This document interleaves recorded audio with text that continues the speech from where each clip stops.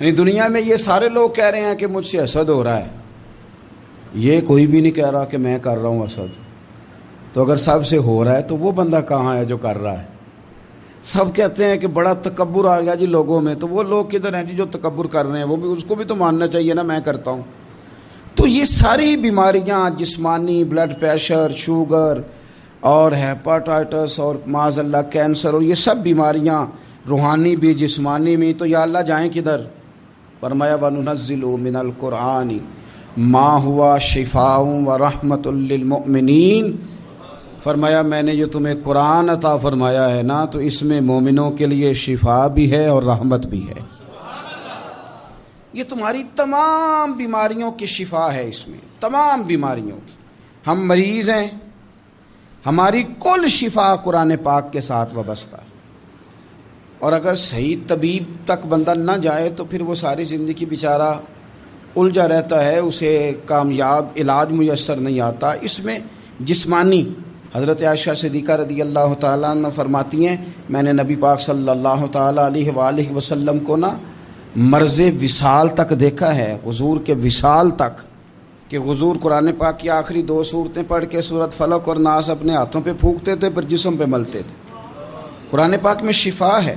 اب تو لوگوں نے دم درود کو نا اس کو بڑا ہلکا سا کام سمجھ لیا۔ ویسے بھی یہ عاملوں کے ہتھے چڑھ گیا، ملنگوں کے ہتھے چڑھ گیا، کاروبار بن گیا، تجارت بن گئی۔ ورنہ قرآن پاک کی آیات پڑھی جائیں تو حضور نے فرمایا سورہ فاتحہ میں شفا ہے، اس میں کرم ہے۔ یہ چیزیں جو بڑی ہمارے لیے سود مند تھی، فائدہ مند تھی، ہم چھوڑ گئے۔ ایک بڑی خوبصورت حدیث ہے، سنیے گا۔ حضرت ابو سعید خدری رضی اللہ تعالیٰ عنہ حدیث کے راوی ہیں، بخاری میں موجود ہے۔ ارشاد فرماتے ہیں کہ ہم ایک سفر پہ تھے، واپس آ رہے تھے، ایک جگہ رات کو قیام کیا، سونا تھا، بستی تھی۔ بستی کے لوگوں نے نہ کھانا پوچھا نہ پانی پوچھا، کوئی ضیافت نہیں کی۔ آدھی رات کا وقت آیا تو ایک بندہ دوڑا دوڑا آیا، کہنے لگا ہمارے سردار کو بچھو نے کاٹ لیا ہے، تم میں سے کوئی بندہ دم درود کر لیتا ہے؟ تو ایک صحابی کہنے لگے کر تو لیتے ہیں، پر تم نے چونکہ ہمیں کھانا پانی تک نہیں پوچھا، تم اگر دم کراؤ گے تو مفت نہیں کریں گے۔ بخاری پڑھ رہا ہوں، پیسے لگیں گے۔ کتنے پیسے؟ بکریوں کا ایک ریوڑ پورا۔ شارحین نے لکھا 40 بکریاں، کنے دما دیاں؟ او بھائی اس سے کوئی بندہ جواز نہ لے کہ پیسے لینے جائز ہیں، اس سے جواز نہ حاصل کرے۔ آپ بات کو سمجھیں، پس منظر کیا ہے؟ پانی تک نہیں تم نے پوچھا۔ کچھ لوگوں کا علاج ہوتا ہے، انہوں نے کہا پیسے لیں گے دم کر دیں گے۔ صحابی نے کہا حضرت ابو سعید خدری رضی اللہ تعالیٰ عنہ فرماتے ہیں وہ چونکہ تنگ تھے، بچھو کاٹ گیا، اور سردار کو کہا چل تو صحیح نا۔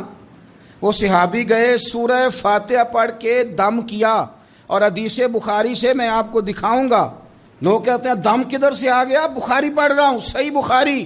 شفا تو اللہ نے دینی ہے نا، رب کریم نے شفا دے دی۔ بکریاں لے لیں، آ گئے جہاں آرام کر رہے تھے اس جگہ۔ صحابہ میں اختلاف ہو گیا، کچھ کہنے لگے بکریاں لینی چاہیے تھی، کچھ کہنے لگے نہیں لینی چاہیے تھی۔ حضرت ابو سعید خدری رضی اللہ تعالیٰ عنہ فرماتے ہیں پھر ہم نے فیصلہ کیا چپ کر کے سو جاؤ، صبح حضور کی بارگاہ میں جائیں گے۔ اگر کریم نے کہا لینی چاہیے تھی پھر تو موج بن گئی، اور اگر کہا نہیں لینی چاہیے تھی تو بکریاں ہانک کے واپس کر جائیں گے۔ مسئلہ کیا ہے؟ کہتے ہیں صبح گئے حضور کی بارگاہ میں، جا کے مسئلہ عرض کیا، یا رسول اللہ انہوں نے بھی پانی کوئی نہیں پوچھا تھا، ہم نے بھی کہا دم کریں گے تو پیسے لیں گے، تو ہم نے یہ بکریاں لی ہیں۔ شارحین لکھتے ہیں 40 تھی شاید۔ تو یا رسول اللہ اب کیا کریں؟ حضور مسکرانے لگے، حضور مسکرانے لگے، اور مسکرا کے پوچھا اچھا پڑھا کیا تھا؟ یا رسول اللہ سورہ فاتحہ۔ فرمایا سکھائی کس نے تھی؟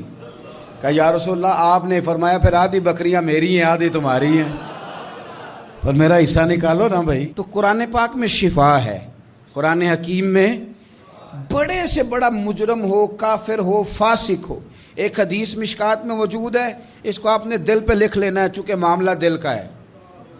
نبی پاک صلی اللہ تعالیٰ علیہ وسلم نے فرمایا جس طرح بارش میں پڑے لوہے کو زنگ لگ جاتا ہے، اس طرح دل کو زنگ لگ جاتا ہے۔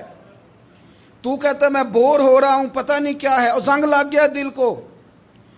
تو کہتا ہے جناب میں پتہ نہیں سارا کچھ ہے پر دل پریشان ہو، بھئی اس کو زنگ لگ گیا ہے۔ ہم کہتے ہیں یار پتہ نہیں کیا بات ہے، پریشانی ہو، بھئی دل کو زنگ لگ گیا ہے۔ کریم فرمانے لگے جس طرح بارش میں پڑے لوہے کو زنگ لگ جاتا ہے، اس طرح دلوں کو بھی زنگ لگ جاتا ہے۔ حضور دل کو زنگ لگ جائے تو کیا کریں؟ تو حضور فرمانے لگے ایک موت کو یاد کرو اور ایک قرآن پاک کی تلاوت کیا کرو۔ قرآن تمہیں زنگ سے شفا دے دے گا، اس کو پڑھو گے تو تمہیں لطف آئے گا۔ اور قرآن پاک کو نا جب بندہ پڑھتا ہے نا تو حضرت مولا علی شیر خدا نے فرمایا تھا قرآن پاک کبھی پرانا نہیں ہوگا، جب بھی پڑھو گے نیا مزہ ہی آئے گا، نیا سرور ہی آئے گا، نئی کیفی